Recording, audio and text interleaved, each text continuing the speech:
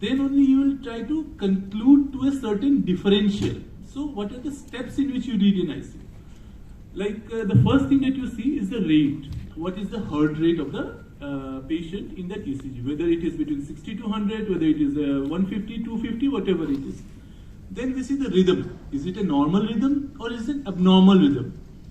Then we need to go towards the axis. Axis is very easy in true sense, but it's tricky when it comes to theory.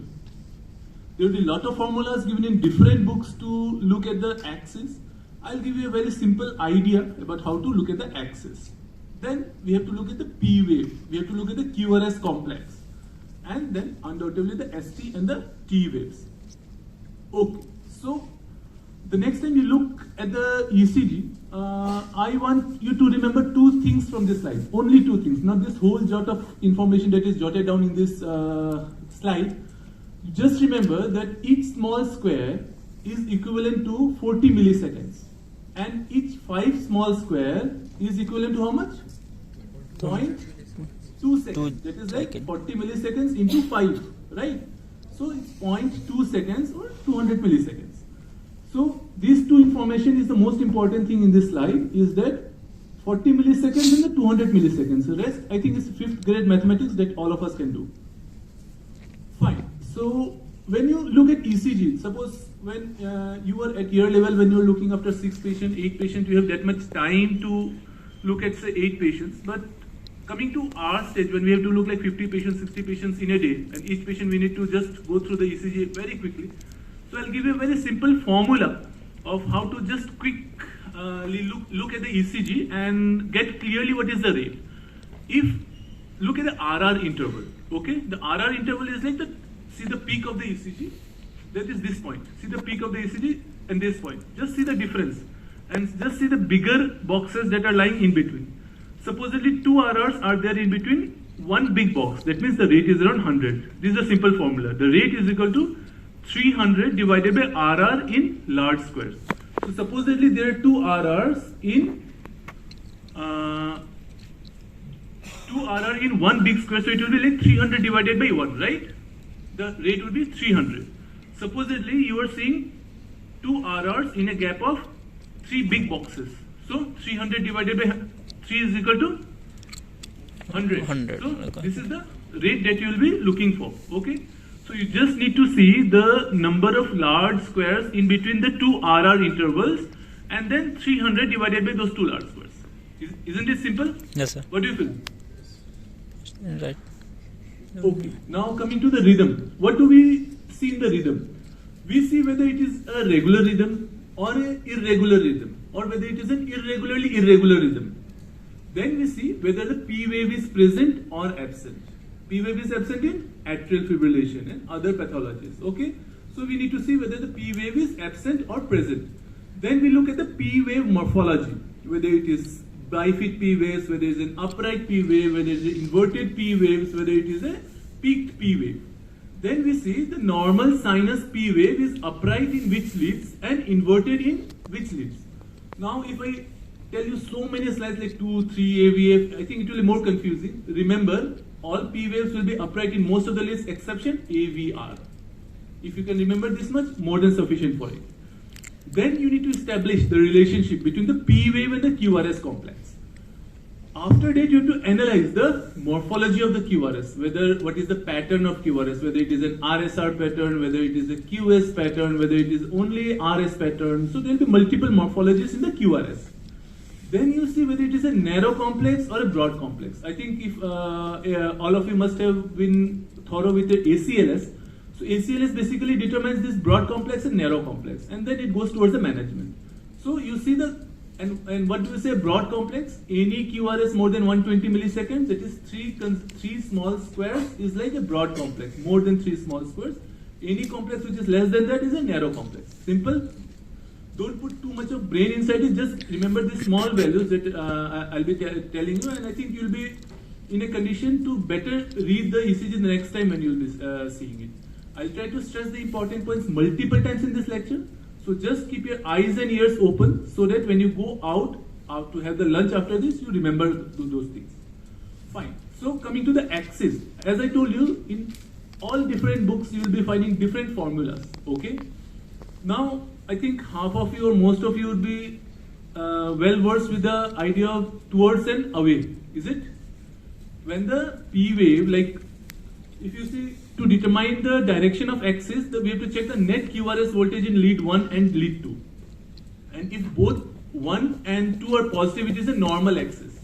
If 1 is positive and 2 is negative, it will be left axis deviation. And if 1 is negative and 2 is positive, it is a right axis deviation. Looks very complicated in the slide, but I'll make it more easier. What you need to see is, you see the QRS complex. If it is like positive in lead 1 and negative in lead 2, that means both the QRS complex, if you compare bedside in the ECG, they will be running away. Okay, so they will be leaving each other. That is the left axis deviation. And if in lead 1 it is negative, that means it is down. And in lead 2 is positive, that means they will be reaching towards each other. So R for reaching, R for right axis deviation. So you will just realize it is a right axis deviation. Okay, that's the easier way. Now if someone asks you to calculate the exact axis, there is certainly a lot of formulas. Like 10 to the power minus 1 net QRS of AVF divided by lead 1. Personally speaking, the last 15 years, I haven't done this formula. Okay, so it's always better to remember the basic things, and when you are endowed with the task of getting deeper, you can always use your gadgets to find these deeper formulas and go inside.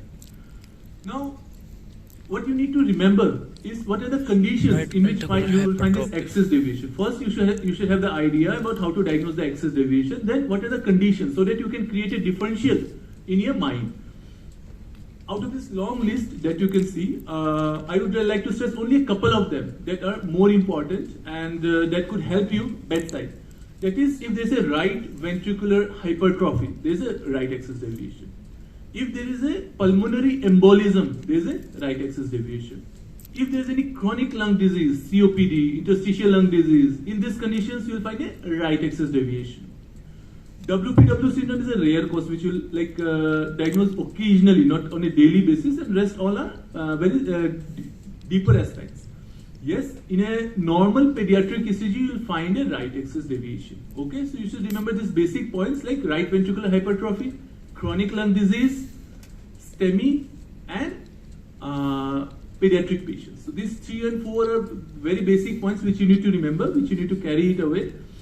And then, what are the common conditions that you will see left axis deviation? The left axis deviation will be like left ventricular hypertrophy, left bundle branch block, inferior MI, ventricular pacing, and rest are rare causes. Fine. Coming to the ECG intervals, the important of them, as you can see here, is the PR interval. Then you need to see the RR interval, and then definitely the ST interval. One of the most important one is the QT interval. Okay, so I'll tell you very simple mnemonics how to remember the QT interval. In any case, the QT interval should be less than 50% of your RR interval. Okay, and if it is more than 50% of the RR interval, that means your QT is prolonged. Would you remember that? QT and RR? On any day, your QT should be less than 50% of your RR, and if it is more than 50%, it is a prolonged QT. Okay. Now, subsequently, we'll see Bazet's formula, Hodges formula, and I'll explain you those formulas. But then you have to calculate, and you should practice to calculate with those formulas to find the exact QT. But you should first elicit that which is a prolonged QT and which is a short QT. Then you have got the durations, like the P wave duration, PR segment, QRS duration, and the ST segment. Okay. Okay, coming to the PR interval. PR interval is normally between 100 to 200 milliseconds. Make it more simpler. Like books will mention 120 to 200 milliseconds. Just remember like 100 to 200 milliseconds. That is 3 to 5 small squares.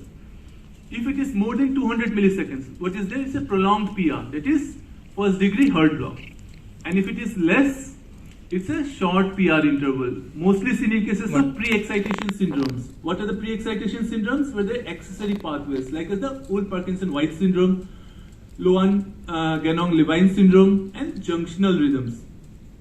So, see here, the prolonged PR interval, that is, in this case, when you see the ECG, this is your P wave and this is your QRS complex. If you see the PR interval here, the PR interval is prolonged. So this is a classic case of first degree Herd block, in which if you calculate with the help of the formula that I just gave you of 40 milliseconds, it will be something around 340 milliseconds.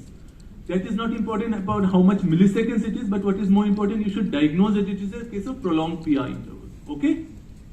Then coming to the second degree Herd block, that is Mobitz type 1, in which there will be sequential prolongation of the PR interval. If we see from here to here, this is say x, this will be x plus 1, this is x plus 2, this is x plus 3, and then gone. The QR interval is, the QRS complex is missing here, right?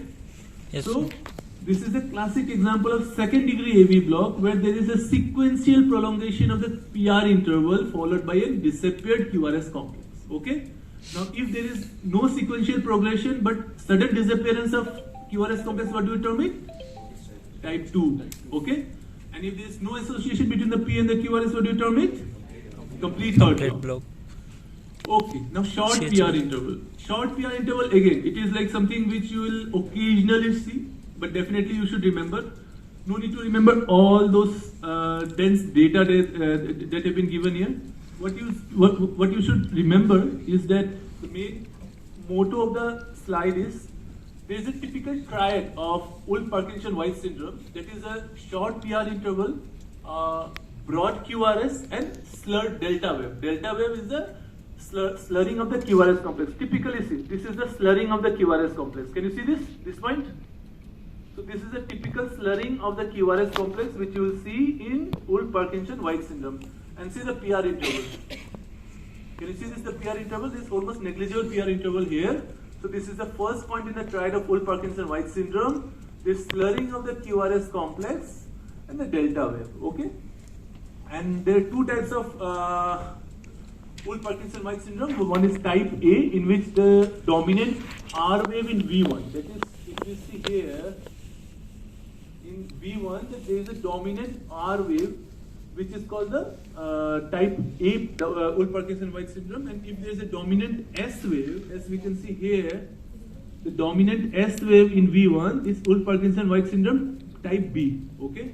So these are some in-depth things that you should remember, so that the next time when you scan bedside, you will be able to make some fancy diagnosis.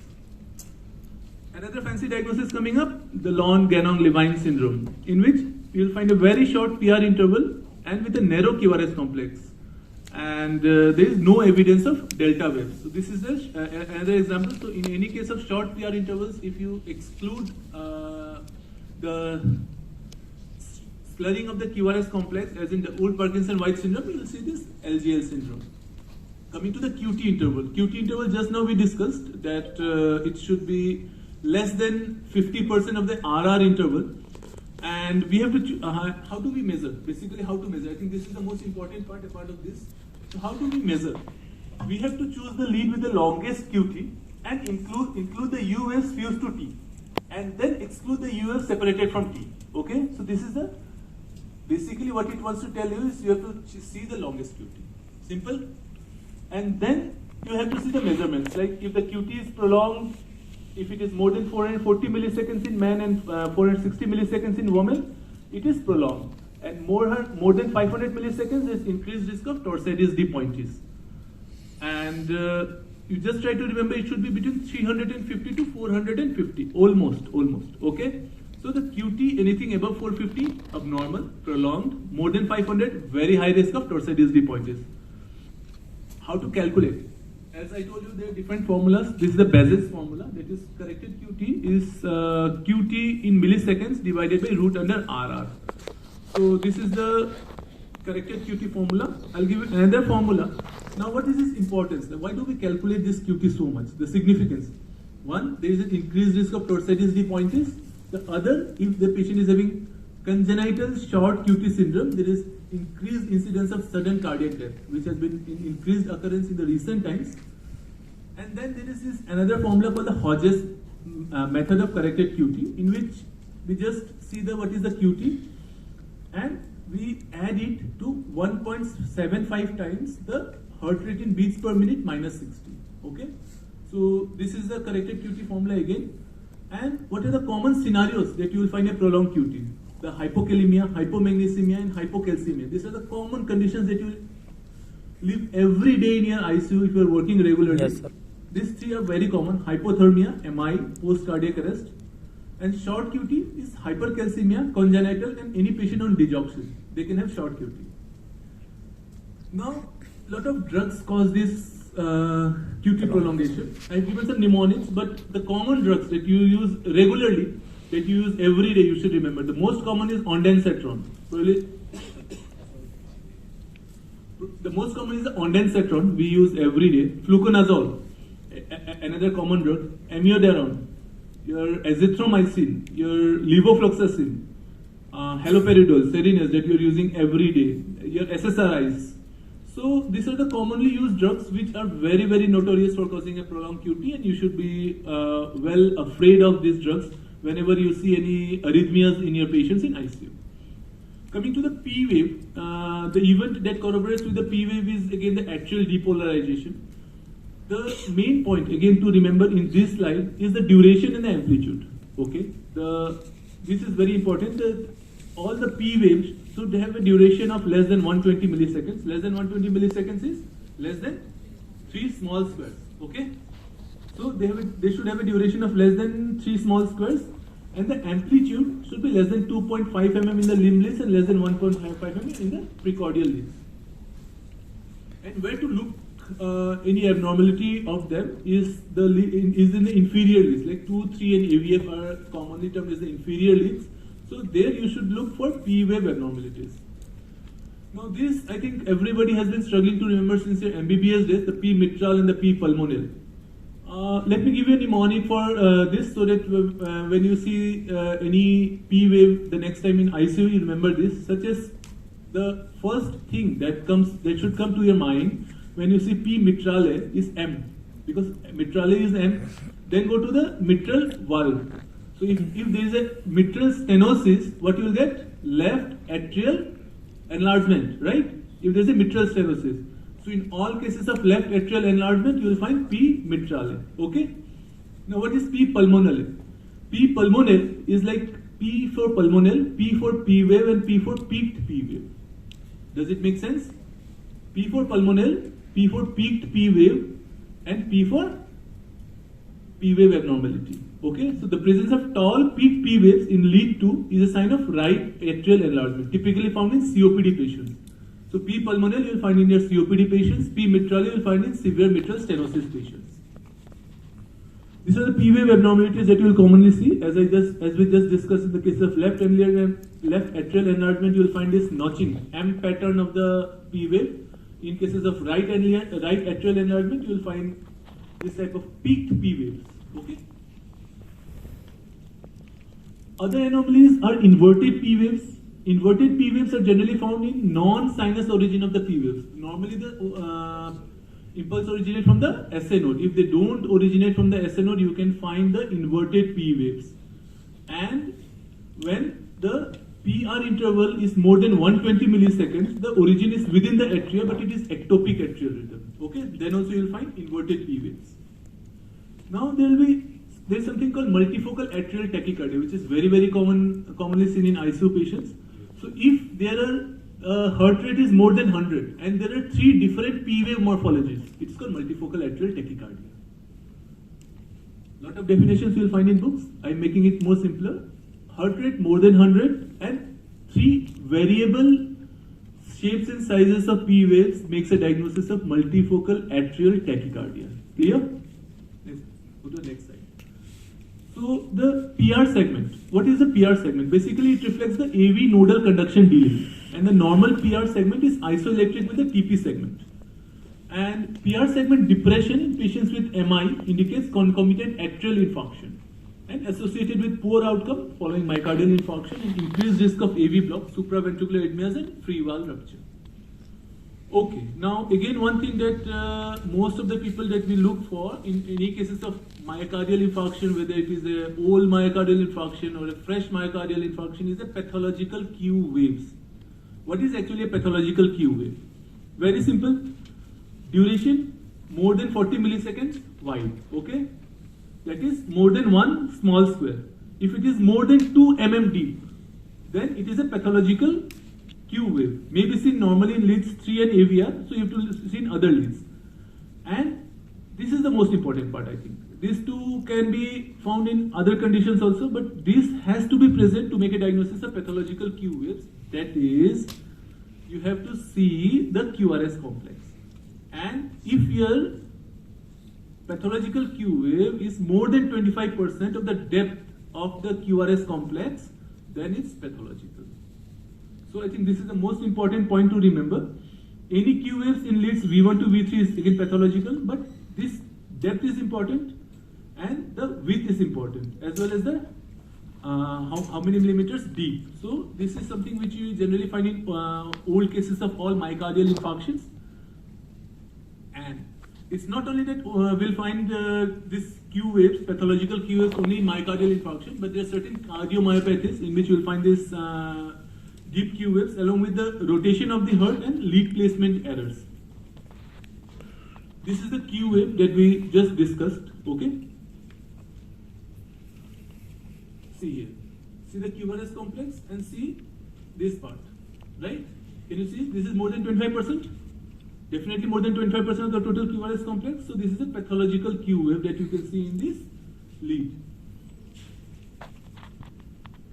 Okay, so what are the types of QRS complex? Again, we commonly use the term RSR patterns, QRS pattern. Your cardiologist will tell me, oh no, it is a QS pattern rather than a RSR pattern or a QR pattern. So what is basically these different patterns? Supposedly, if you find only a positive wave, then it's called the R pattern. If you find a positive wave and followed by a small negative wave, we call the RS pattern, in which the R is capital and the S is smaller. If you find a small positive wave followed by a deep S wave, we call the RS pattern. But here the R is smaller and the S is capital. So you just have to see the length and then determine the alphanumerics. And then when it comes to the QRS complex, we have to see it's a small q, a normal R, and a small s. So this is the QRS complex. If it is RSR pattern, see, first the positive deflection, and then there is a negative deflection which crosses this midline, the baseline rather, and then you have the R prime. So this is called the RSR pattern, typically found in bundle branch blocks. Okay, and then again there is the M pattern of QRS complex that you find in right bundle branch blocks. Then there will be W patterns. So these are the patterns of QRS complex that you will commonly see in your ECGs. Okay, so how should be a normal QRS look like? This is a normal QRS should be 70 to 110 milliseconds. It should be narrow in complex, that is less than 3 small squares in width. If it is supraventricular, then it will be narrow complex, like sinus, atrial and junctional. And broad complex when it is more than 120 milliseconds, and if it is ventricular in origin or aberrant conductions or bundle branch blocks. Typical broad patterns due to conduction anomalies is found in right bundle branch block, left bundle branch block, tricyclic acid depressions, poisoning, and as we discussed, the old Parkinson-White syndrome. Okay, so another dense slide, which I really don't like to put in my presentations, but as I told you, I'll just jot it down in 3 points. What are the conditions in which you will find a high voltage QRS? Main thing to remember is the left ventricular hypertrophy. There are different criteria for the diagnosis of right ventricular hypertrophy, which probably you should read in detail, which is out of the scope of this lecture. And then there are low voltage QRS complexes, which we will commonly see in pericardial effusion, pleural effusion, obesity, emphysema, COPDs, myxedema, constrictive pericarditis. And then there is electrical alternate, where the QRS complex alternate in height. It's suggestive of massive pericardial effusion. Coming to the J point, which is called the end of ventricular depolarization. There are various types of J points. J point is nothing but a junctional point where the QRS complex joins the ST segment, and it represents the end of depolarization, the beginning of repolarization. What could be the anomalies in the J point? Elevation or depression of the J point results from injury currents during acute myocardial ischemia and pericarditis. Elevation of the J point is seen in benign early repolarization, and positive deflection prior to the J point is commonly found in hypothermia, which is being depicted by the Osborne waves. Very quickly, we'll just try to look because these are very commonly seen in all the ICU patients. That acute pericarditis. Acute pericarditis, you will see Saddleback ST elevations where PR segment depression would be there, and it's typically found in the inferior leads like 2, 3 and AVF. So we should remember that in acute pericarditis there is Saddleback ST elevation with PR segment depression. A very similar finding to pericarditis you will see in benign early repolarization. I won't go into the very much details that I have mentioned in the slides, but then you should remember a couple of things. Like, what do you expect in benign early repolarization? You will find that there is a widespread concave ST elevation which is most prominent in the left precordial leads, that is V2 to V5. And there is notching or the slurring of the J point, that is the fish hook pattern. This point differentiates the benign early repolarization from the acute pericarditis is the ST elevation and the T wave ratio in V6. If it is less than 0.25, it is called the benign early repolarization. If it is more, that is more than 0.25, it's called acute pericarditis. So this is it. If the ST by T ratio is less than 0.25, it's benign early repolarization, and ST by T ratio is more than 0.25, then it is acute pericarditis. Why it is important? Because many a times you'll get confused when you see a patient with STEMI with acute pericarditis and benign early repolarization. So only this point has been emphasized in the presentation, that don't get confused. Just look for the fish hook pattern, look for the ST by T wave ratio. Okay? This is a typical fish hook pattern that you will see in benign early repolarization. Osborne waves, as we discussed in hypothermia. Coming to the ST segment, I think one of the most important utilizations of ECG in ICU is to diagnose of myocardial infarctions. So what are the causes of ST elevation? A part of myocardial infarction is Prinzmetal angina, where we find reversible ST elevation, pericarditis, myocarditis, benign early repolarization, which we just discussed, the bundle branch block, ventricular aneurysm, Brugada syndrome, ventricular paced rhythm, raised ICP can even cause ST segment elevations, and Takotsubo cardiomyopathy. What are the causes of ST depression? Again, non-STEMI, reciprocal change of ST elevations MI, digoxin, very, very common cause for ST segment depression. Hypokalemia, another very common occurrence in ICU, which we see every day. Then we have supraventricular tachycardias, right bundle branch blocks, left bundle branch blocks, and ventricular paced rhythms. So here comes the exact test. Like, why were we discussing benign early repolarization, pericarditis in 3 slides when it's so less important? Because you can get confused with these ECGs when you see this type of ECGs. See, benign early repolarization looks like, okay, the ST is elevating, so I'll diagnose it as ST elevation MI. But it should not be like that. We have to remember the morphologies, which is very difficult. As I told you, I have been assured to teach you how to fly a plane when I could barely teach you how to ride a bicycle. So you have to read it every day. You have to remember the patterns of the ST elevations. Then only you can differentiate a benign early repolarization from acute pericarditis and an ST elevation MI. So this is the ST elevations MI that you commonly see, and these are the various patterns. Like you can see a concavity upwards, you can see a convexity upwards, you can see straight going upwards. So these are the various patterns that you will see in different ECGs for ST elevations MI. Now, you diagnose it as ST elevation MI. Now, how do we diagnose that? Which is the area that is involved? Suppose it's a septal area, then V1, V2 will give us prominent positive findings. It is anterior, V3, V4 will give the findings. If it is lateral, 1 and AVL will give you the most distinctive findings as part of V5 and V6. If it is inferior, then 2, 3 AVF will give you the findings. If it is right ventricular, then V1 and V4R would give you the best findings. And if it is posterior, V7 to V9. So in between, I'd just like to ask you, which is the most sensitive lead for ST elevation when we are discussing ST? Any idea? V3, 4. 1, 2, 3. Second and third. V2? Second and third. It's the V5. Okay? V5 is the most sensitive lead for ST elevations. Okay? So remember that.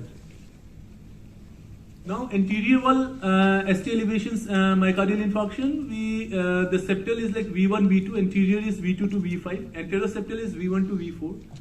These are basically, you should remember grossly that okay, if it is inferior, 2, 3 AVF, if it is high lateral, 1 and AVL, if it is like anterior wall, which area is involved, whether the septal area is involved, anterior is involved, high lateral is involved, okay? So you have to remember that. Coming to extensive anterolateral STEMI, see, this is a classic example of extensive anterolateral ST elevation STEMI. See, in the list of V2, V3, V4, V5, you are seeing this ST elevations, right? Here, and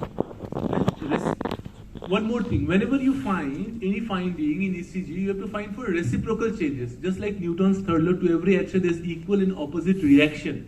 So similarly, if you find ST elevations in your anterior leads, you will find reciprocal changes in the inferior leads, that is 2, 3 and AVF. So is it visible in the ECG that you can see back?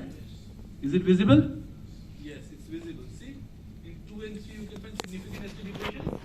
So these are the reciprocal changes that you try to look every day when you look at a ECG. Lateral wall STEMI, as I told you, ST elevations in 1 and AVL along with V5, V6, and ST elevation localized to leads 1 and AVL when it is high lateral ST elevation MI. This is a high lateral ST elevation MI in which you tend to look which leads 1 and AVL. This is the inferior wall MI where the ST elevation will be found in 2, 3 and AVF, and the reciprocal changes you will find in AVL. Inferior wall MI is generally got a better prognosis, and except when the RV is also involved and posterior wall is also involved. This is a classic example of inferior wall MI. If we see that the ST elevation in lead 2, 3 and AVF. See, can you see this? The ST elevation 2, 3 and AVF, classic ST elevation with early Q wave formation, and then reciprocal changes you will see in the AVL. See, this is the ST is depressed in the AVL lead. So this is the classic presentation of inferior wall MI. Okay, why is a common finding on all inferior wall MIs you will see bradycardia? Why is it like that? That is because the AV node gets ischemic. Okay, whenever there is inferior wall MI, the AV node gets ischemic. That is because the RCA supplies the AV node in 80% of the cases. Okay, and the other reflex that you should remember is the Bizol-Jaris reflex, where there is increased vehicle tone secondary to ischemia. Posterior wall STEMI, the conformation is like ST elevation in posterior leads V7 to V9, and this is it. In posterior wall STEMI, ST elevation becomes ST depression, and the Q waves become R waves. It's rarely seen, but definitely you should remember what happens in posterior wall STEMI. And right ventricular infarction, the diagnosis stands when ST elevation in lead 3 is more than lead 2. And the ST elevation in lead V1. Confirmation comes when the ST elevation in the right-sided chest is, that is V3 to V6. Okay. Significance. Why have I added this specific slide about RV infarction? Because in such cases, fluids are life-saving. Okay. Most of the MIs with low ejection fraction, you will have to stop the IV fluids. But in cases of RV infarctions, you have to give fluids. It's very difficult to convince people that we are giving lots of fluids in MI, but yes, in cases of RV infarction, we have to treat them with fluids, and this is one MI in which nitrates are contraindicated. So this is a classic example of right ventricular MI where we can give fluids. Typically, we should see the V4 lead where we can see the changes, and we diagnose it as right ventricular myocardial infarction. Apart of ST elevation, other causes are like ventricular aneurysm and the Brugada syndrome. We won't be going into the details of this syndrome because these are typically complex syndromes, but you should remember the name. A part of ST elevation MI, what are the others places where we find ST elevation? One is ventricular aneurysm, the other is the Brugada syndrome. Other causes, again, left bundle branch block. Now, why the lecture goes incomplete if I don't discuss maybe in a couple of lines regarding the Garbosa criteria, okay? Won't go into the details because Garbosa criteria in itself will take a class, but you should remember the Garbosa criteria, and there is something called Smith modified Garbosa criteria, okay? Why is it important? I think that is very crucial for you to know, because in cases of left bundle branch block, you will not find the ST elevations and the T waves in concordance with the QRS complexes, which we have discussed throughout the lecture, that okay, the QRS will, the direction of the QRS will be something, and the ST elevation will go somewhere, and the T waves will be going in one direction. But in cases of left bundle branch block, what happens is they go haywire. Okay, all the principles falls apart when the patient is having left bundle branch block along with the ST elevations MI. In such cases, you have to apply the Garbosa criteria or the Smith's modified Garbosa criteria and then diagnose the patients with acute myocardial infarction or ST elevation myocardial infarction. Okay, so I request you that after the class you just have a detailed look at what the criteria is. Difficult to remember, definitely. I have given there. This is the Garbosa criteria, but I would rather request you to just go through once, and also the Smith's modification of the Garbosa criteria. Lately, the ST depressions, they can be either upsloping, downsloping, or horizontal. And lastly, there is this De Winter T waves. It is a pattern of upsloping ST depression with symmetrically peaked T waves in the precordial leads. It's considered to be STEMI equivalent. Now, a lot of patients will be on digoxin. What do you see in such patients? In digoxin, you will see this typical hockey stick sign or the reverse stick sign in the ECG. This is the reason, if you remember that in all the patients whom you give digoxin, you mention a typical prescription like 5-on-7, 4-on-7 or 6-on-7, right? This is the reason why you mentioned a 5-on-7 for patients on digoxin therapy. Lastly, the T wave which reflects the ventricular depolarization, it should be upright in all leads except the AVR, and the amplitude should be less. The T waves are peaked in hyperkalemia or hyperacute in early STEMI, inverted in cases of bundle branch block, and camel hump T waves or fused V waves are found in hypokalemia. This is a typical ECG of hyperkalemia. Probably you will be seeing every now and then in your ICU. Tall, symmetrically peaked T waves, as you can see here. Hyperkalemia indicated. Okay. Okay. So this is the typical presentation of hyperkalemia in ICU. Hyperacute T waves are something called the loss of precordial T wave balance, where the upright T wave in V1 is larger than that in V6. Then there is biphasic T waves in Wallens syndrome. And lastly, U waves, U waves which are of unknown source, and prominent U waves are U waves which are described as prominent if they are like more than 1 to 2 mm or 25% of the height of the T wave. Generally, they are found in severe hypokalemia and bradycardia. Fine. So a couple of questionnaires that you should know, like after going through this basic classes in ECG, you should know. So can you make it out? What is it? Very simple ECG, probably you'll be encountering it 100 times every now and then in whatever setting you're working with. It's a very, very common ECG. Just look at the RR interval. So let me help you out. Irregular? How irregular? Regularly irregular, irregularly irregular. Irregular. So what is it? A, very easy. Fine. A with fast ventricular rate. What is this? Flutter. Flutter comes with 2:1 block, 3:1 block. This is variable block. Okay? Yes, sir. Another, which we discussed in our presentation. Any idea about this? Look at the P waves. This is the P wave. This is the P wave. This is the P wave. What is it? No. It's not a P pulmonary. Multiple morphologies.